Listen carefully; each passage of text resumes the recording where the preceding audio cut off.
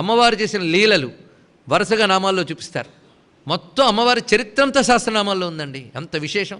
లలితాదేవి ఆవిర్భవించడం, ఆ తర్వాత భండాసుర సంహారం చేయడం, అమ్మవారికి పట్టాభిషేకం, ఈ వైభవం అంతా లీలలన్నీ చెప్తూ ఉన్నది లీలా వైభవం ఇది.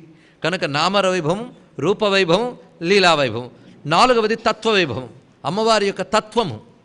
వేదాంతపరంగా అమ్మవారిని ఎలా అర్థం చేసుకోవాలి అదంతా చెప్పే నామములు చాలా ఉన్నాయి.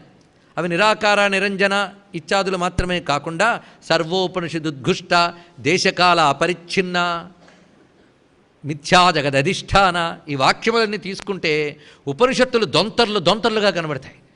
అందుకు లలితా సహస్రనామ స్తోత్రం గట్టిగా పట్టుకుంటే ఉపనిషత్ మననం కూడా జరిగిపోతుంది మనకి.